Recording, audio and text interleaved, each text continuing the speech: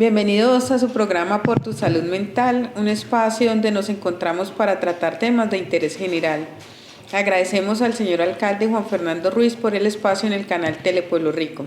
Hoy nos acompaña el coordinador de la institución educativa, Juan Pablo Restrepo, a quien le damos la bienvenida al programa. Buenos días, muchas gracias Yolanda por la invitación y esperamos entonces en este espacio agradable y sobre todo educativo aclarar algunas dudas y también entonces dialogar sobre un tema bien importante que es el papel de la familia dentro de la educación. Exacto, ese es el tema de hoy. Se inicia una nueva etapa escolar y seguramente muchos padres se han ocupado de los gastos que demanda el ingreso al colegio, como la compra de útiles, uniformes, matrícula, pensión, y han dejado de lado una reflexión vital en esta etapa escolar.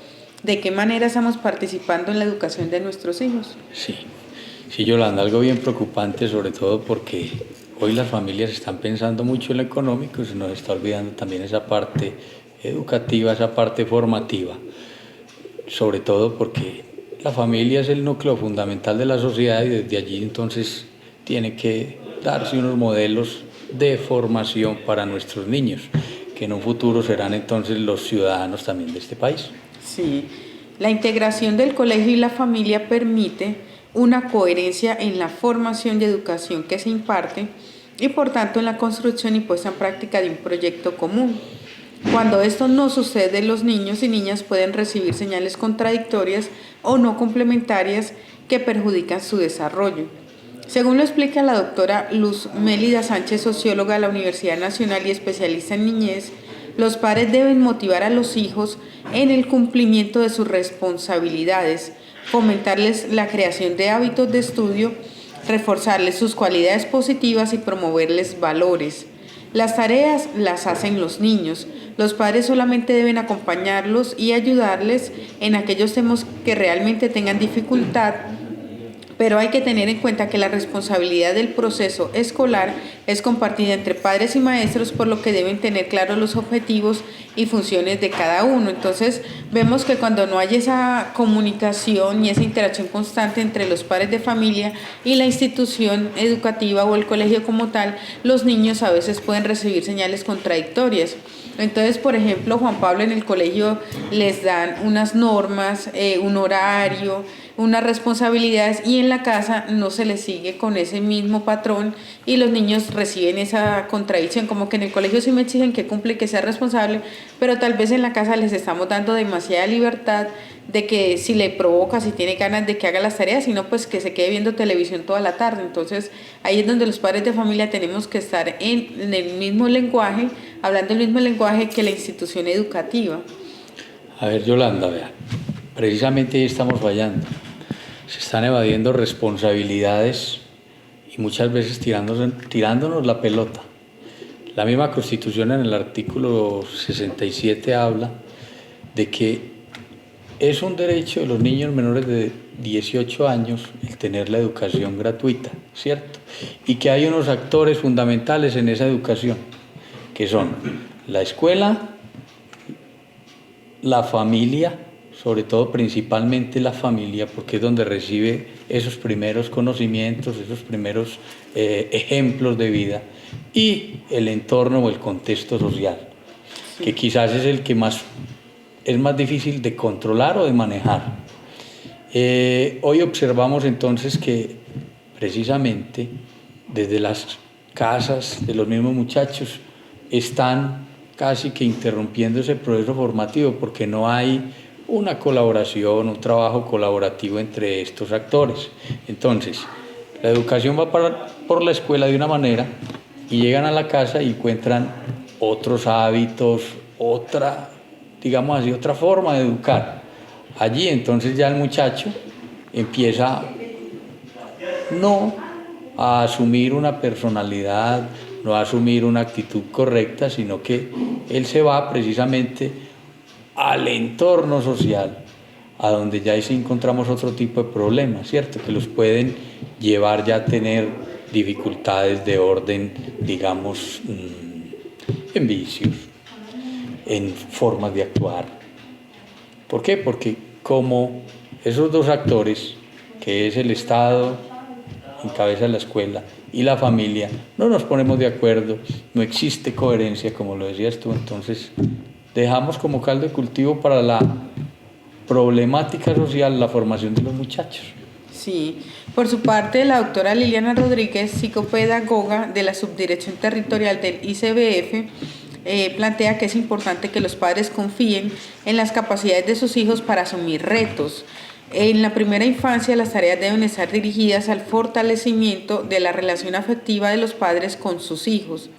Lo ideal es que los docentes de primera infancia, junto con sus padres, entreguen o presenten los procesos educativos de los niños y niñas a los docentes del nivel superior, o sea, a los docentes de básica primaria. En la educación, la pregunta fundamental que deben hacer los adultos es ¿qué clase de ser humano quiero que sea este niño? Nosotros a veces pensamos que la mejor formación es basada solamente en el amor. Entonces ese amor nos lleva a evitar que nuestros hijos sufran, a que asuman responsabilidades o a que enfrenten sus responsabilidades acorde con la edad. Vemos que los niños cuando están en esta primera infancia les ponen tareas sencillas que son de acuerdo a su grado de desarrollo mental y de la motricidad que han alcanzado hasta ese nivel. Pero nosotros como padres de familia, en medio de ese amor que tenemos por nuestros hijos, pensamos que les debemos evitar esas responsabilidades y esos sufrimientos. Al contrario, la mayor muestra de amor que uno puede tener por sus hijos es permitirles que asuman sus responsabilidades, que hagan sus tareas, que se demoró 1, 2, 3 horas, no importa, cada niño tiene su propio ritmo, pero lo importante es que ellos sientan que uno como madre o como padre confía en la capacidad que ellos tienen de hacer sus tareas y permitir que lo hagan, sin importar el tiempo que se demoren o cómo quede esa tarea que ellos están haciendo. Algo bien importante que habla Yolanda, esos primeros años de vida. En la Roma clásica, cuando hablamos de Grecia y de Roma, estamos hablando de la cuna de nuestra cultura occidental. Precisamente empieza la educación familiar, la familia como pedagogía. Allí el padre y la madre tenían esa responsabilidad de formar a sus hijos hasta los 7 años, darle sobre todo educación laboral, imagínense, desde que nace hasta los 7, sobre todo en el campo. Y algo bien importante, hacer ciudadanos. Hoy que le pedimos nosotros al hogar, que empiece a formar en los muchachos valores, que empiece a formar en los muchachos buenos hábitos, lo que se denomina como disciplina, ¿cierto? Que sean organizados con su tiempo, que sean organizados con las actividades que realizan. Porque eso va a permitir en un futuro que este muchacho tenga esa posibilidad de desenvolverse en un mundo que, digámoslo, cada vez está más difícil y más competitivo. Hay algo que para muchos de pronto es desconocido, pero cuando un bebé nace prácticamente es una hojita en blanco. Una hojita en blanco que va a ser rayada con todo lo que observa, escucha, a través del olfato, a través del tacto, a través del gusto, va recibiendo como información. Es tan importante, sobre todo a través del ejemplo, formar a nuestros niños. Es tan importante tener un buen comportamiento en el hogar por parte de los padres, el buen trato, sobre todo que se le vea a esos papás el compromiso, porque eso va a generar en los muchachos también entonces conocimientos que van a quedar en la memoria de ellos y que les va a servir también como modelo para desempeñarse en un futuro. Esos rayones o esos tachones van quedando en esa memoria, digamos, selectiva que tiene el ser humano, y entonces muchas veces encontramos que hay niños y jóvenes que son el resultado de ese trato que tuvieron cuando fueron bebés, cuando tenían 2, 3 años. Es que el niño cuando tiene 2, 3 años parece que no escuchara, no viera, no entendiera, pero realmente lo que está ahí es como una especie de radar recogiendo información que muchas veces no es la correcta. Y es ahí porque la familia cumple un papel fundamental en la educación. son el primer entorno social que tiene el niño. Es que un bebecito, ¿qué más entorno va a tener? ¿Qué contexto va a encontrar? El niño no va a salir a la plaza, el niño no va a salir al barrio a no ser de que su madre lo saque. ¿Qué es lo primero que ve y escucha? Lo que hacen su familia. Sí, John Ruskin, por ejemplo, plantea, educar a un niño no es hacerle aprender algo que no sabía, sino hacer de él alguien que no existía. El acompañamiento escolar hace parte de la misión formadora que tienen los padres de familia o los encargados, los cuidadores, con el fin de lograr la construcción y reconstrucción de las metas de desarrollo humano integral. Según Wowley, en el proceso que se pretende ofrecer con la escuela, el apoyo y los recursos que los niños y niñas y adolescentes necesitan para poder triunfar en ella, o sea, en el ámbito académico. Incluye a los padres de familia, los docentes, el personal escolar y todo el personal de apoyo educativo. A ver, yo sí quisiera, Yolanda, hablar la Ley General de la Educación o Ley 115, la que reglamentó entonces, digamos así, la educación en Colombia, ¿cierto? Sí. A partir de la Constitución de 1991 ya leímos entonces que en su artículo 67 habla del derecho a la educación, pero no se había reglamentado. En 1994 aparece esta ley y le da unas funciones a la familia, al padre de familia. ¿Por qué? Porque lo considera un actor educativo. ¿Por qué? Porque lo considera miembro de la comunidad educativa. Y entonces, ¿cuáles son esas funciones? El de matricular a sus hijos dentro de las instituciones educativas a la cual considera debe estar.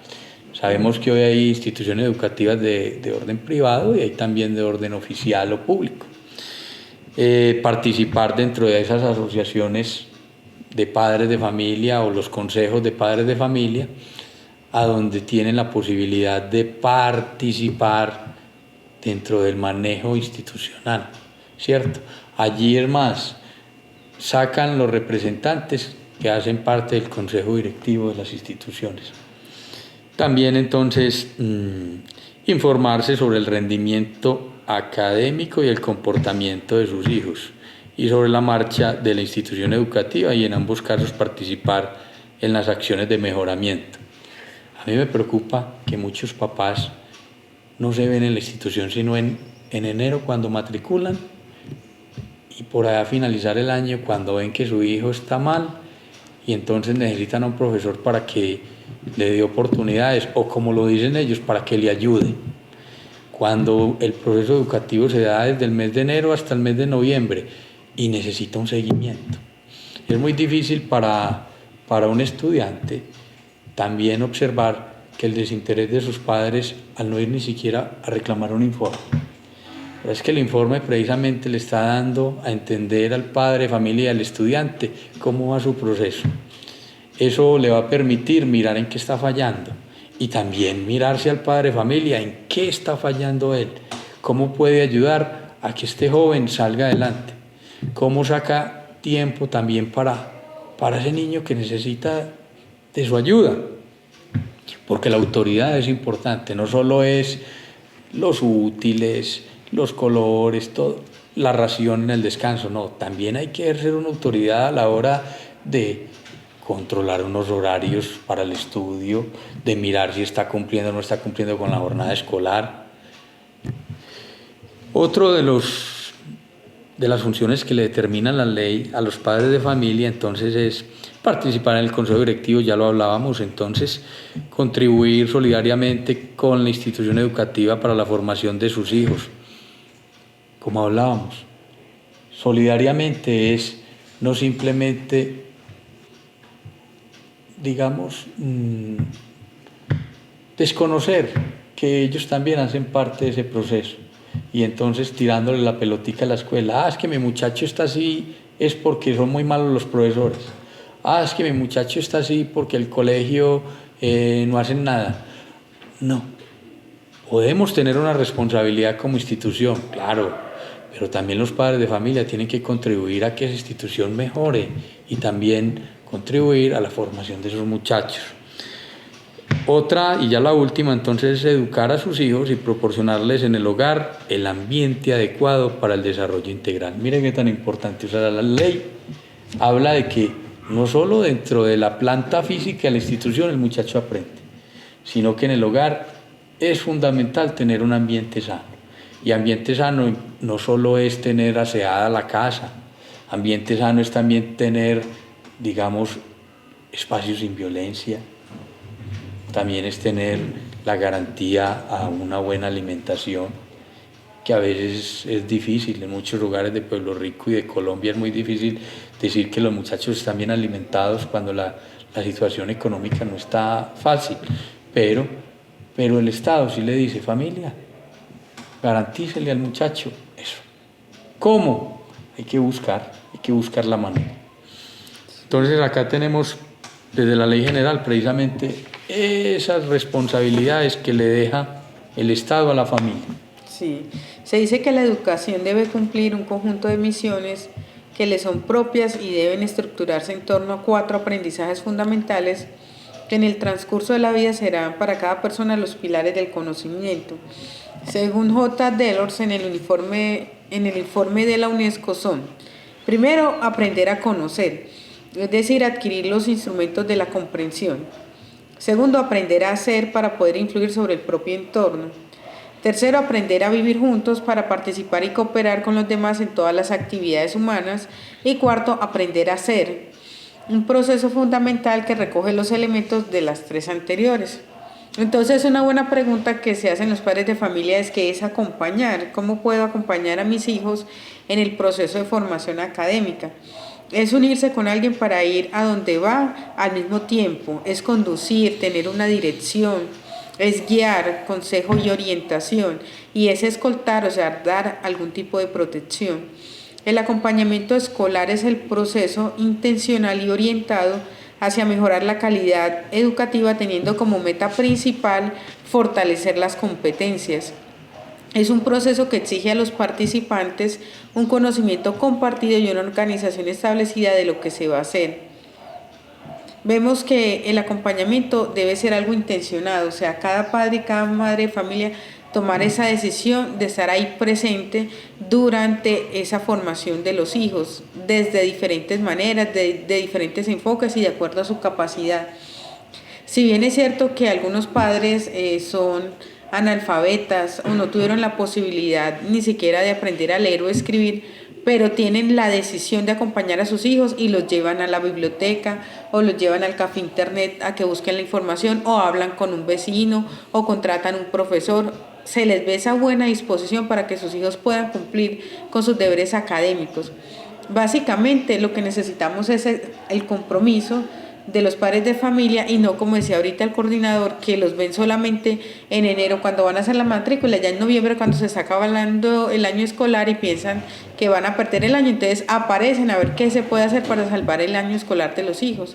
Eso es muy triste y desalentador, porque lo que necesitamos son padres de familia comprometidos, y a su vez los niños y las niñas y adolescentes, cuando ven ese compromiso de sus padres, se motivan más frente a su proceso de educación, son más responsables y más comprometidos. Sí, esa ausencia de la familia deja un vacío grande en los muchachos, como lo decía. Hay algo bien importante, lo que hace referencia al desarrollo de competencias desde la escuela. Antes la educación se limitaba solo a, digámoslo, como embutir chorizos, a dar y dar información. Con el tiempo se evolucionó y se pensó en 3 aspectos: en el ser, en el saber y en el saber hacer. 3 elementos importantes. 1, que se encarga de la parte cognitiva, todo lo que tiene que ver con los conocimientos, ¿cierto? Lo que antes era lo más importante: dar información. Esa información había que mostrarle al muchacho para qué servía, cómo podían ellos desempeñarse con esa información. O sea, lo que denominamos como la parte práctica. ¿Qué me gano yo si sé mucho, pero no la sé aplicar dentro de la sociedad, dentro del entorno? Y para mí la más importante, el ser, la parte de la actitud.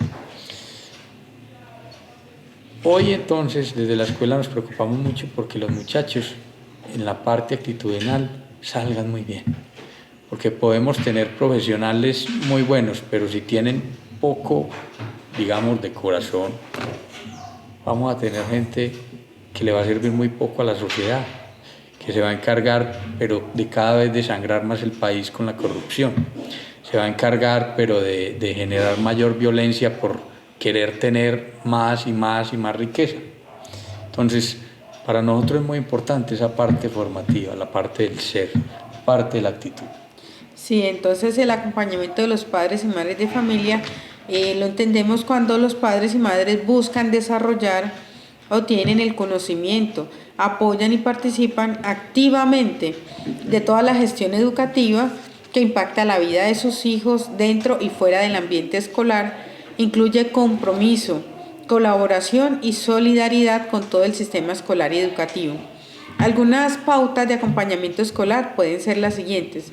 Es vital la comunicación entre la familia y el colegio. Es fundamental que estén en constante comunicación.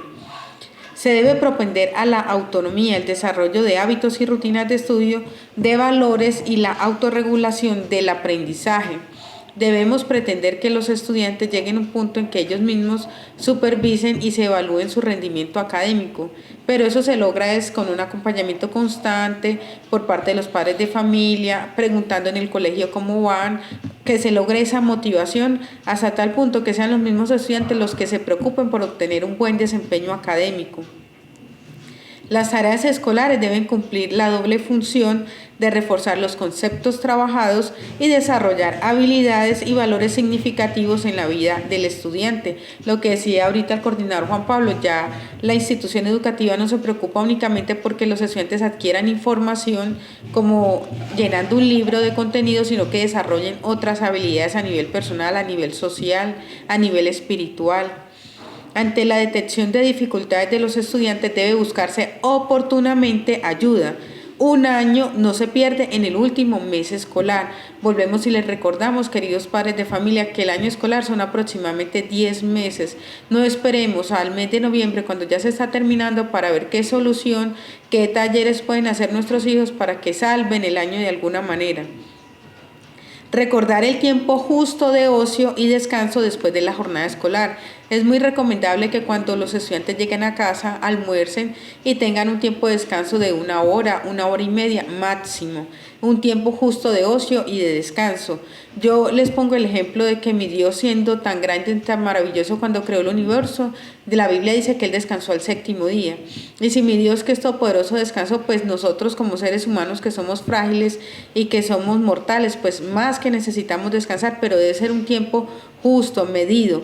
No es lo mismo un estudiante que descansa 1 hora, 1 hora y media, a un estudiante que duerme toda la tarde hasta las 5 de la tarde, o que toda la tarde ve televisión, o que toda la tarde se la pasa jugando con el PlayStation. No, eso no sería un tiempo justo de descanso, sería demasiado tiempo de ocio. Y ahí no se cumpliría el objetivo de recargar energía para sentarse y concentrarse a hacer sus tareas. Se debe diferenciar entre acompañar y sustituir al estudiante en las tareas escolares. El adulto cumple una función de guía, mas no es el que debe ejecutar las tareas. Es responsabilidad de ellos, de los estudiantes, y nosotros debemos confiar en sus capacidades, que si tienen esa posibilidad y la capacidad de hacerlos ellos mismos. Y los adultos deben asumir una actitud de escucha auténtica ante los sentimientos, frustraciones, logros y dificultades del estudiante en el ámbito escolar. Muchas veces ellos llegan aburridos a la casa o llegan y se sientan a almorzar con su familia y empiezan a llorar, y nosotros como padres y madres de familia somos ciegos y sordos ante esas expresiones de nuestros hijos, especialmente cuando están en la adolescencia. A veces lo que hacemos es regañarlo o sacamos la correa y les pegamos porque no sabemos, no comprendemos qué hacer con eso que ellos están sintiendo, que están pensando. Ese amor que sentimos por ellos debe llevarnos a tratar de comprender y tolerar las diferentes etapas por las que ellos atraviesan. No es lo mismo tener hijos en la primera infancia, que son tan expresivos, que todos los días llegan cantando una canción nueva del jardín infantil, a los niños cuando ya están en primaria, a cuando están en la adolescencia, que se vuelven tan callados y que es tan difícil que expresen algo. Entonces nosotros como padres, basándonos en el amor que les tenemos, debemos practicar la tolerancia y la comprensión, y sobre todo esa escucha auténtica. Y la escucha no es solamente las palabras que nos dicen, sino observar su postura, cómo se está vistiendo, si se está alimentando bien o por el contrario vemos que ya deja casi todos los días la mitad del almuerzo. Algo nos está diciendo nuestro hijo y nuestra hija con todas esas actitudes y comportamientos. Sí, eso es verdad. Muchas veces estamos escuchando no para analizar y ayudar, sino simplemente para responder. Casi que estamos inmediatamente reactivos, como cuando junta uno o dos sustancias químicas que no pueden estar ahí, ¡pum!, explotan. No, eso falta en el hogar. O sea, a los jóvenes también hay que escucharlos, hay que entenderlos. Su edad, su madurez no es la misma que una persona adulta. Ellos precisamente están en formación y más que personas que estamos ahí para criticarlos, para juzgarlos, tenemos que estar también ahí como seres que debemos entender, aconsejar, mirar desde el punto de vista del muchacho o ponernos en el lugar del muchacho que puede estar sintiendo, porque ya nosotros pasamos por esas etapas, ya nosotros quemamos muchos espacios que ellos no han quemado y que están precisamente en eso. Y si no hay una buena orientación desde el hogar, pues en la calle va a haber mucha gente que los oriente y de pronto no va a ser la mejor orientación. Algo que hablaba sobre las tareas en la escuela, precisamente desde las instituciones educativas se ha tratado de evitar al máximo las tareas. Todavía tenemos que en algunas áreas es necesario porque la intensidad horaria no es mucha y entonces para poder complementar, digamos, pues ese proceso formativo se necesita desde el hogar también hacer ciertas actividades, pero las tareas, yo creo que más que resolverlas el papá, tienes que buscar la manera de resolverlas el estudiante, las poquitas que se pongan, porque después en el colegio va a tener dificultades cuando no tenga el conocimiento, porque su mamá o su papá le hizo esto. Yo ahí quiero entrar también a reflexionar sobre algo, sobre todo que se está observando mucho en la institución. Vemos que los papás, para justificar la irresponsabilidad de los muchachos, muchas veces mandan excusas, y muchas veces que son hasta mentiras. Y esas mentiras en un futuro se les puede devolver a ellos. Nosotros estamos formando en los muchachos malos hábitos. Pueden terminar siendo mitómanos o personas que ya hasta se creen sus mentiras. Terminan ya no solo mintiendo en la institución, sino en su hogar. Y como usted le enseñó, como papá o mamá, a mentir para que no vaya porque está haciendo mucho frío, porque está lloviendo, porque no estudió, porque no hizo la tarea. Y entonces este muchacho va cogiendo alas y después eso que le enseñé, que no fue mal, que no fue bueno, lo va a terminar aplicando en el hogar. Entonces seamos muy cuidadosos con eso. Querer a un hijo no es sinónimo de alcahuetería. Querer a un hijo es enseñarle el camino del bien, ¿cierto? Con buenos valores, con buenas actitudes, como lo hemos dicho en todo el programa. Y sobre todo dando ejemplo de vida. Ese es el principal modelo para salir adelante. La participación de los padres de familia en el proceso de formación académica de los niños y niñas está asociado con una mayor probabilidad de que el alumno saque buenas calificaciones. Cuando los padres de familia se comprometen con el proceso de formación de sus hijos, se incrementa la posibilidad de que ellos realicen sus deberes académicos con alegría, con motivación y lógicamente que tengan buenas calificaciones. 30 años de investigación confirman que la participación familiar ejerce una poderosa influencia sobre el éxito del niño en la escuela. Cuando las familias se involucran más en la educación de sus hijos, ellos obtienen mejores notas y calificaciones más altas en las pruebas. Asisten a la escuela con mayor regularidad, cumplen más con sus tareas, demuestran mejor actitud y comportamiento. Se gradúan con mayor frecuencia de la escuela secundaria, tienen mayor tendencia a matricularse en la universidad que aquellos estudiantes con familias menos involucradas. Si la familia no le da la importancia que tiene ese proceso de educación, pues va a ser más difícil que los niños y niñas se comprometan con ese proceso de formación académica. Ahora, ¿cómo puede el ambiente escolar fomentar ese acompañamiento? La relación entre el ambiente escolar y la participación familiar es recíproca. Cada uno alimenta a la otra en un patrón cíclico. Una escuela con ambiente positivo anima y fomenta la participación de los padres y madres de familia y la percepción sobre la escuela mejora. Los maestros contribuyen al ambiente positivo cuando se proyectan con mente abierta, entusiasmados y comprensivos con los estudiantes y cuando muestran respeto a los padres de familia.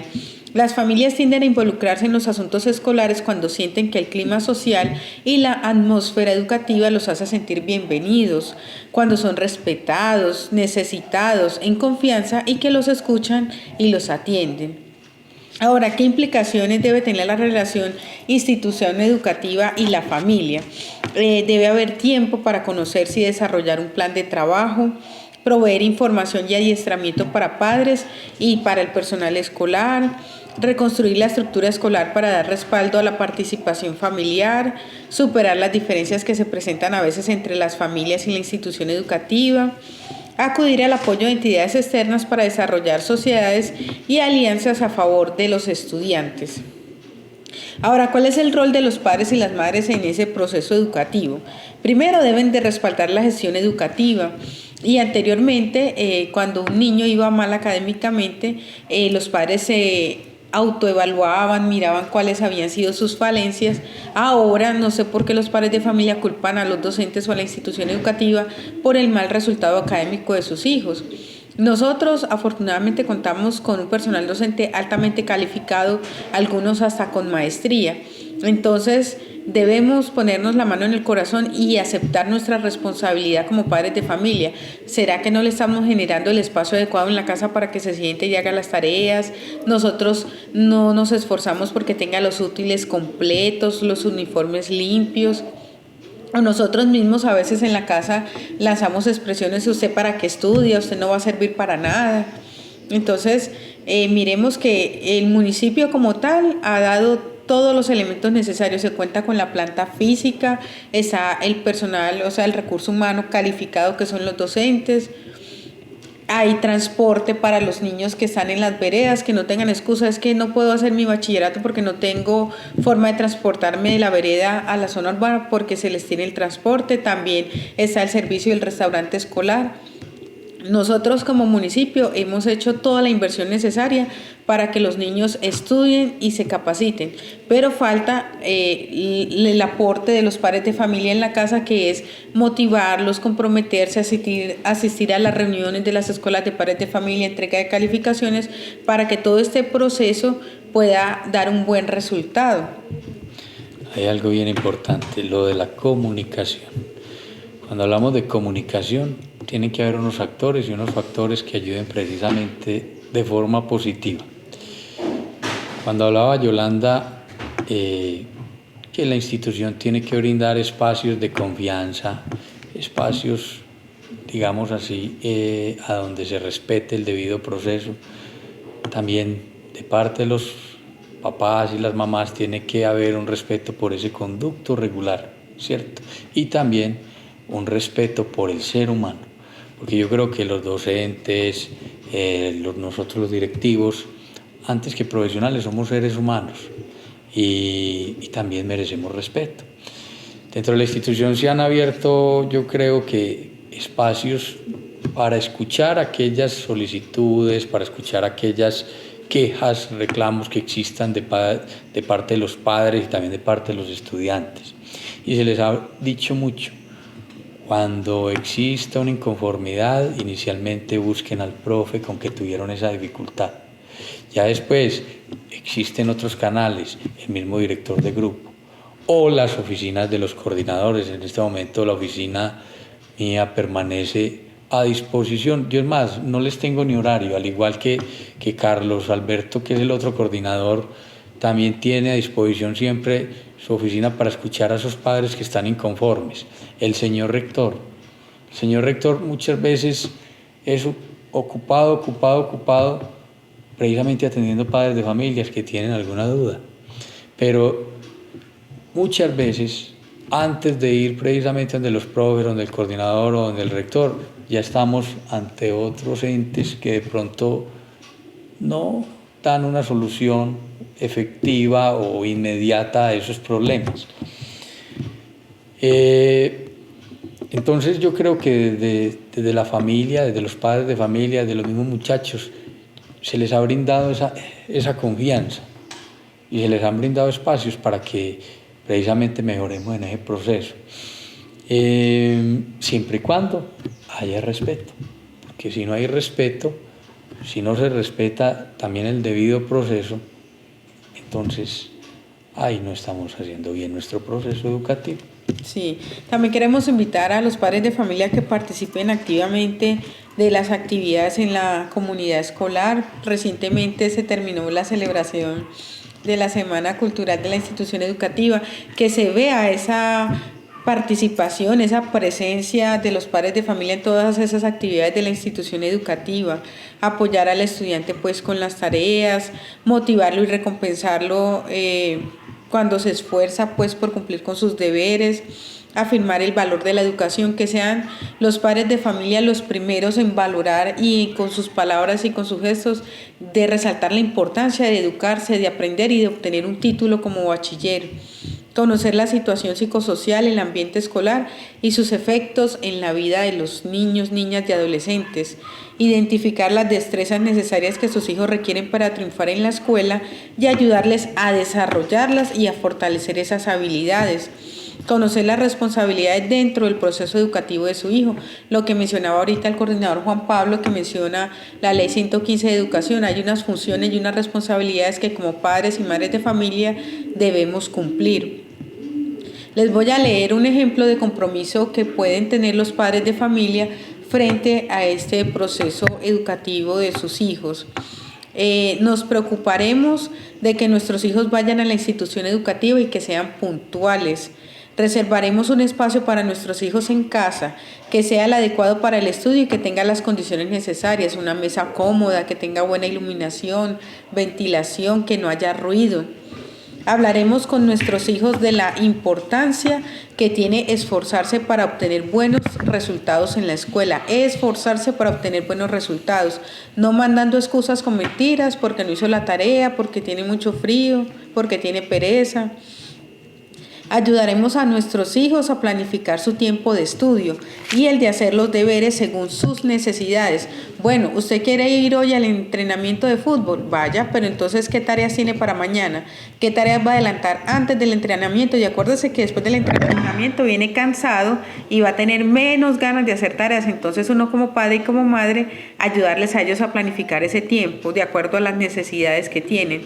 Les haremos saber que confiamos en sus capacidades para aprender. Constantemente le decimos a nuestros hijos que son inteligentes, que son capaces, que tienen todo para aprender y ser los mejores estudiantes.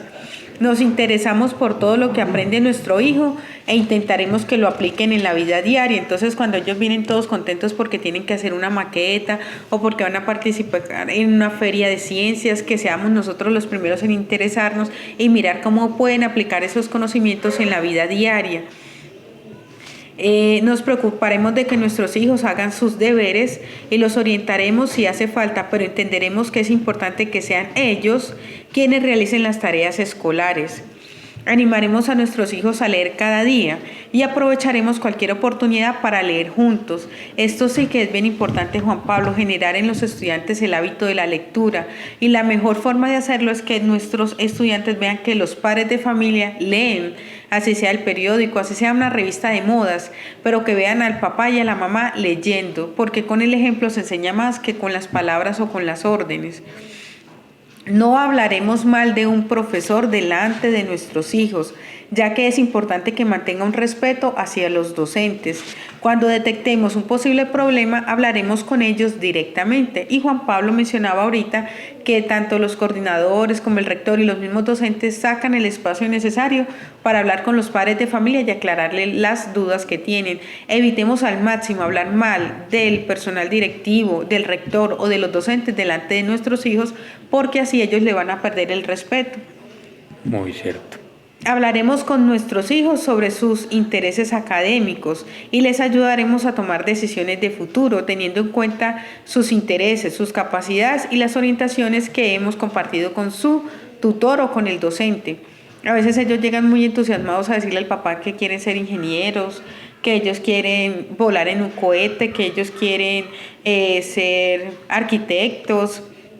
Qué bueno que seamos nosotros los padres de familia los primeros que los enfoquemos. Bueno, entonces miremos qué universidad ofrece esa carrera, qué costo tiene, será que sí podemos, miremos otras opciones. Asistiremos a las reuniones a las que convoque la institución educativa, manteniendo el contacto regular tanto con el profesor o docente de nuestro hijo. Entenderemos que la institución educativa es la encargada del aprendizaje académico, un lugar donde nuestros hijos deben aprender a relacionarse e interactuar de manera positiva con los demás. Intentaremos participar de manera voluntaria en las actividades del colegio, tanto en la asociación de padres como en las escuelas de padres de familia, cuya finalidad es proporcionarnos herramientas para educar mejor a nuestros hijos. Son muchos los compromisos que tenemos como padres de familia en ese acompañamiento escolar de los hijos, pero si lo hacemos con constancia, con motivación, con compromiso y responsabilidad, vamos a obtener unos frutos excelentes, que son unos hijos no solamente con información, sino también con ciertos valores, con ciertos hábitos, con convivencia, como decía Juan Pablo, ciudadanos, personas capacitadas y aptas para vivir en sociedad y aportarle desde sus habilidades, porque no todos van a ser científicos, algunos van a ser carpinteros, otros van a ser conductores de bus, otros van a ser los que trabajen en un restaurante, pero todos desde sus habilidades van a hacer ese aporte importante y necesario para la sociedad. Hay algo ahí bien importante, ¿verdad? Desde el sistema institucional de evaluación, precisamente se le dio un campo bien importante a lo que tenía que ver con el seguimiento. Gardner, un filósofo norteamericano, hablaba precisamente de las múltiples inteligencias. Todos los seres humanos desarrollamos unas más que otras, ¿cierto? Como diríamos en el lenguaje popular, uno es bueno para todo. Sin embargo, hay algo que desde la escuela siempre se busca y es la responsabilidad. Un estudiante puede tener dificultades en el área de matemáticas, pero si se le observa motivación, si se le observa compromiso a la hora de estar realizando el trabajo, si se le observa interés, si trata de participar, el docente tiene la responsabilidad de valorarle esta actitud, ¿cierto? Y por eso un porcentaje alto de la nota definitiva dentro del sistema de evaluación institucional está en seguimiento. Para valorarle, digámoslo así, al estudiante todo ese interés que pueda mostrar. Hay algo, a mí me preocupa de muchos jóvenes en Pueblo Rico, no podemos hablar de todos, más que la pobreza económica, la pobreza mental. Yo creo que dentro de mis discursos, cuando me preguntan por los muchachos del colegio, yo siempre hablo de la pobreza mental, porque ellos no se visualizan en un futuro como profesionales.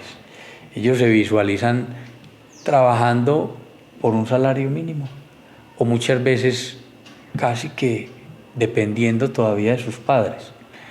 Se les habla de que han buscado de pronto una universidad o una carrera que les guste y la respuesta es, no, es que yo no voy a estudiar. O sea, ellos creen que la vida no va a correr, que ellos no van a ser adultos y que siempre van a tener su techo, su comida ahí. No se ven progresando en ese campo, en la parte de la educación que, como lo hablábamos por ahí al principio, estamos en un mundo demasiado competitivo, a donde la gente que está bien, con buena calidad de vida, es la gente que estudia. Son muy contados aquellos que cuentan con la suerte de no estudiar y hoy contar con calidad de vida. Muchos de ellos hasta porque heredaron riquezas de sus padres y entonces tienen esa posibilidad de subsistir, y porque de pronto no tuvieron ese aprendizaje desde la escuela, pero tuvieron digamos así, esa educación desde sus papás, que a punto de trabajo, a punto de organización, a punto de disciplina, acumularon riqueza y hoy ellos la disfrutan y pueden subsistir, pero son muy contados. Entonces hay que empezar sobre todo a crear esa mentalidad positiva, esa mentalidad ganadora en los jóvenes de Pueblo Rico desde el hogar, a que deben estudiar. Hoy no hay disculpa para estudiar, porque antes uno sacaba la excusa de que es muy costoso vivir en la ciudad, de que las universidades no tienen ciertas carreras, de que es que pagar la universidad o vivir en Medellín es muy costoso. No, el que quiere estudiar tiene la posibilidad de trabajar y de estudiar, porque es que hoy precisamente la ley le exige a las empresas de que a los empleados que deseen estudiar se les debe brindar un espacio. Hoy hay becas o subsidios para ingresar a la universidad por todos lados. Lo que faltan es ganas. Entonces yo sí quisiera que desde el hogar empecemos a acabar con esa pobreza mental. Si acabamos con la pobreza mental, acabamos con la pobreza económica, porque mientras exista buena educación va a haber buenos ingresos, y mientras haya buenos ingresos puede haber calidad de vida, también siempre y cuando formemos en esos muchachos valores. Sí, hemos llegado al momento de la reflexión en el programa. Hoy les comparto una que se llama Un nudo en la sábana. En la reunión de padres de familia de una escuela, la directora resaltaba el apoyo que los padres deben darle a los hijos. Ella entendía que aunque la mayoría de los padres de la comunidad eran trabajadores, debían encontrar un poco de tiempo para dedicar y pasar con los niños. Sin embargo, la directora se sorprendió cuando uno de los padres se levantó y explicó que él no tenía tiempo de hablar con su hijo durante la semana. Cuando salía para trabajar era muy temprano y su hijo todavía estaba durmiendo. Y cuando regresaba del trabajo era muy tarde y el niño ya estaba acostado. Explicó además que tenía que trabajar de esa forma para proveer el sustento de la familia. Dijo también que el no tener tiempo para su hijo lo angustiaba mucho e intentaba reemplazar esa falta de tiempo dándole un beso todas las noches cuando llegaba a su casa, y para que su hijo supiera que él había ido a verlo mientras dormía, hacía un nudo en la punta de la sábana. Cuando mi hijo despierta y ve el nudo, sabe que su papá ha estado allí y lo ha besado. El nudo es el medio de comunicación entre nosotros. La directora se emocionó con aquella singular historia y se sorprendió aún más cuando comprobó que el hijo de aquel hombre era uno de los mejores alumnos de la escuela. Este hecho nos hace reflexionar sobre las muchas formas en las que las personas pueden hacerse presentes y comunicarse con otros. Aquel padre encontró su forma, una forma simple pero eficiente, y lo más importante es que su hijo percibía a través del nudo todo el afecto de su papá. Algunas veces nos preocupamos tanto con la forma de decir las cosas que olvidamos lo principal, que es la comunicación a través del sentimiento. Simples detalles como un beso y un nudo en la punta de una sábana significaban para aquel hijo muchísimo más que un montón de regalos o disculpas vacías. Es válido que nos preocupemos por las personas, pero lo más importante es que ellas sepan y puedan sentir nuestra preocupación y cariño por ellas. Para que exista la comunicación es necesario que las personas escuchen el lenguaje de nuestro corazón, ya que los sentimientos siempre hablan más alto que las palabras.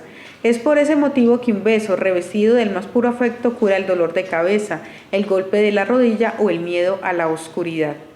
Las personas tal vez no entiendan el significado de muchas palabras, pero saben distinguir un gesto de afecto y amor, aunque ese gesto sea solamente un nudo en la sábana, un nudo cargado de afecto, ternura y amor.